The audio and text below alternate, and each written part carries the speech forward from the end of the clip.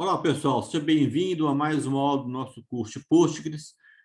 Nessa aula, iremos ver a parte de parada, de start, de stop, né? Como funciona o funcionamento aí do controle do banco, tá? No que se refere aos requisitos aí de status de funcionamento do banco. Vou dividir em duas aulas. Uma aula vai ser uma aula teórica e depois eu vou ter uma parte prática, ok? Então, vamos lá, pessoal. O que acontece? Qual que é o conteúdo aí, né, desse capítulo? A gente vai ver o que seria o comando pgctl, é um comando que ele faz o controle do banco, né, que ele para o banco, starta o banco, faz o restart, mostra o status do banco, os tipos de parada, né, parada smart, a parada fast, a parada immediate e o uso do kill, tá? O kill é para matar um processo, ok? Então vai ser um conteúdo, um capítulo rápido aí, mas ele é bastante interessante. Então vamos lá. Seguinte, pessoal, parar um banco de dados, né? Parar um banco de dados. A parada de um banco de dados é uma situação muito complexa, uma situação muito importante. É a questão da parada de um banco de dados. Tem que entender se é necessário mesmo parar o banco de dados. Tá? É necessário mesmo parar o banco de dados. Porque parar um banco de dados de produção envolve que a aplicação vai estar parada, envolve que os usuários que estão conectados naquela aplicação, né, vai parar. Então, é muito importante você aí ter em mente se é necessário ou não parar um banco de dados, né? Se tem arquivos abertos, conexões em andamento, a parte de memória compartilhada. Então, parar o restart do banco em algumas organizações necessitam de uma autorização de um nível acima. Então, quais são os modos de paradas do banco? Eu tenho a parada Smart, Fast, Immediate e também tem o Kill. Tá? Então, são três tipos de parada. Tá? Smart, Fast e Immediate, pessoal, são paradas utilizando o comando pgctl, que é o comando que faz o controle do banco. Né? O kill já é um comando do sistema operacional. Eu tenho também, nós vimos isso anteriormente, o systemctl, que também é um comando do Linux, né? Por Postgre ser um banco de dados no modelo systemd, né? O systemctl também você consegue estar parando o banco, você consegue fazer várias coisas com ele, mas ele é um comando do Linux, né? Sempre que você for trabalhar, sempre opte pelo pgctl. Eu vou usar o systemctl caso eu tenha um travamento do banco de dados, né? Aí eu não uso pgctl, eu vou para o systemctl. E mesmo assim, se o pgctl não funcionou, isso pode acontecer em um travamento do banco. O systemctl não funcionou, entendeu? Aí, somente em último caso, eu vou para o modo kill, que o modo do kill é uma parada abrupta, né? Uma parada forçada de um processo. E o banco de dados, ele é um processo que está em andamento dentro do servidor. Ok? Então, qual que é o comando que nós temos? É o pgctl -d maiúsculo, tá? Esse -d maiúsculo está indicando qual que é o diretório. No caso aqui, eu sempre vou apontar para o pgdata, tá? Stop. O que ele faz? Ele para o banco, tá? E eu tenho uma outra forma que é o que? O pgctl-m, tá? Porque quando eu uso o pgctl-d, o que eu faço aqui? Eu uso a parada padrão. A parada padrão é a parada smart. A gente vai ver isso aí, que é a parada inteligente. Isso, pessoal, numa configuração padrão, que eu consigo alterar configurações da parada padrão do Postgres, tá? Então, eu acabei de instalar, se eu der o pgctl-d, ele vai na smart, que é uma parada inteligente. Tá? Eu posso também utilizar o pg-m, onde eu posso especificar o tipo de parada. Smart, inteligente, fast, que é uma parada rápida, e immediate, tá? Isso, né, com a palavra stop, eu vou parar o banco. Para restartar o banco, eu vou usar, ao invés, né, do stop, eu vou usar a palavra restart. Tá? Para startar, eu vou utilizar a palavra start.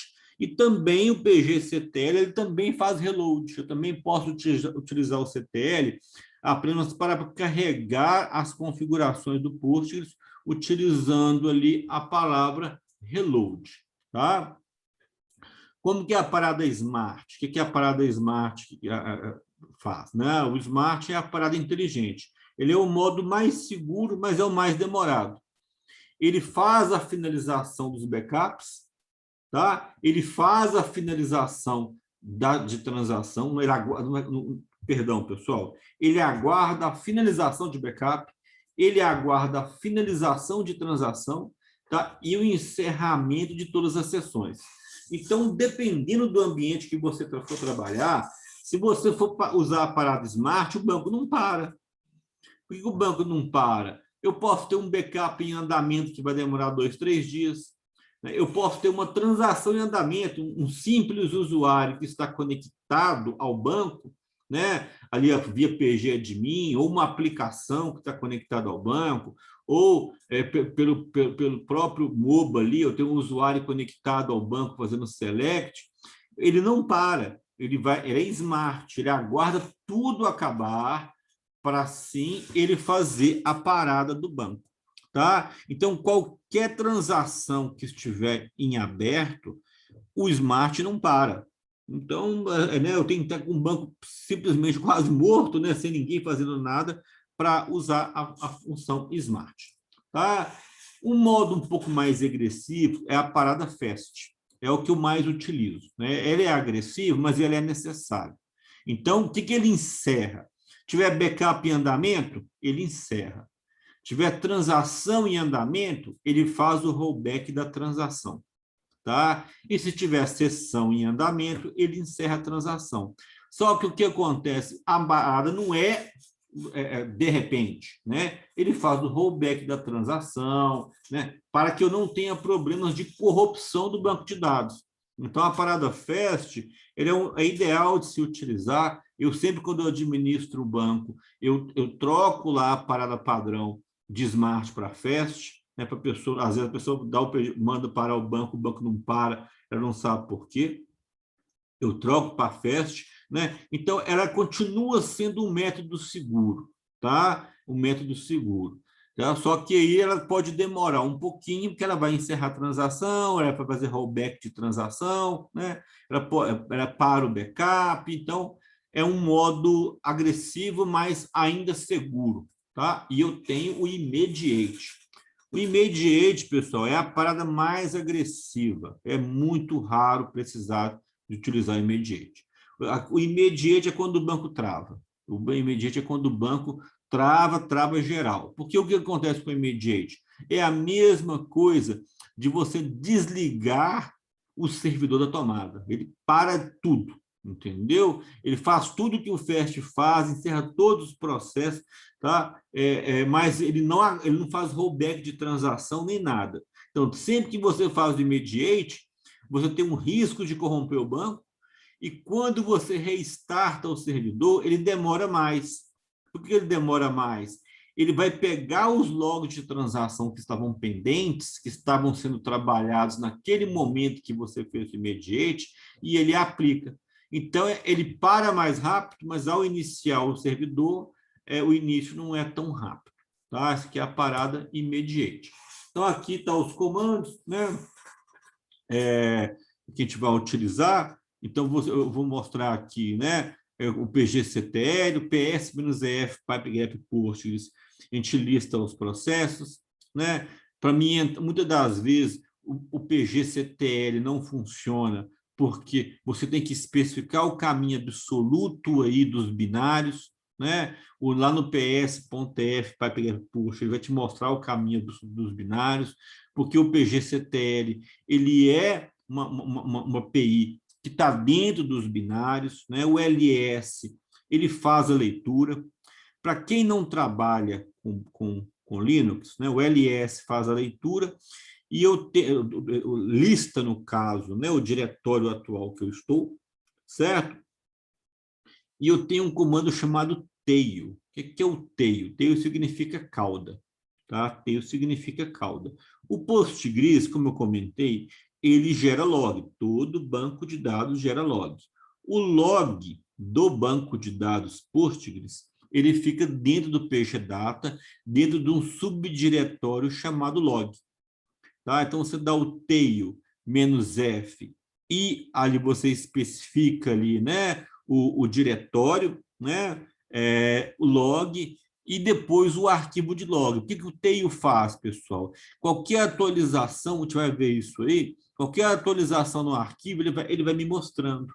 Então, sempre quando você faz um comando de restart, de start, é bom de você dar o tail, que você vai vendo o log em tempo real. Eu vou mostrar mais à frente aí, né? Como é que a gente entra no log, mas já vou adiantar o comando tail. E aí, no item 5, eu faço o quê? Um stop do banco. No item 6, eu faço um start do banco, eu subo o banco novamente. No item 7, eu mostro um status sobre se o banco está funcionando ou não. No item 8 ali, eu mostro a parada fast, né, que é a parada rápida, fast de rápido, né? E no item 9, eu vou mostrar ali o modo immediate, tá? Em algumas situações, pessoal, é muito raro, mas acontece sim. Deixa eu explicar para vocês.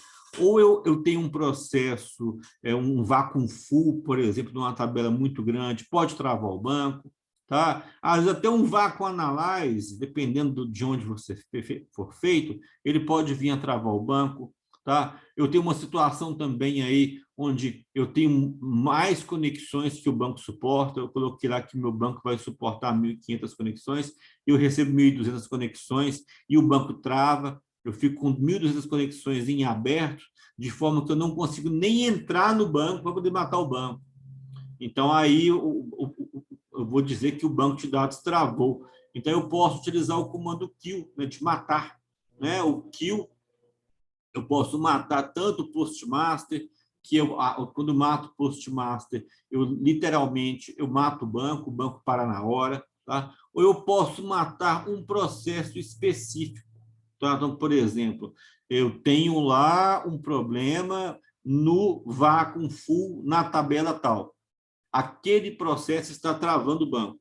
Eu consigo ali, né, com o PS, AUX, PipeGraph, Postgres, identificar qual que é o processo que está travado, tá? Esse processo, ele é identificado por um PID, tá? Pela numeração, tá? O PID é a identificação do processo.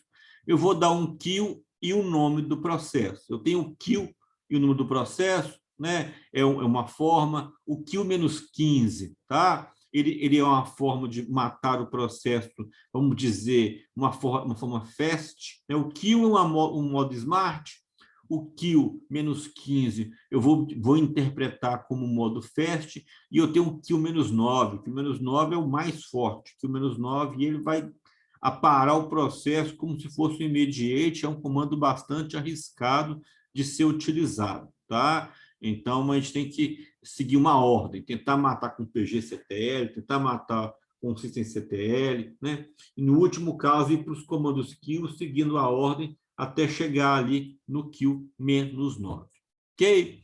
Então, tá aí, vimos uma aula aí, né, da parte de parada do servidor. Vamos colocar isso em prática na próxima aula. Ok, pessoal? Vamos lá e até mais.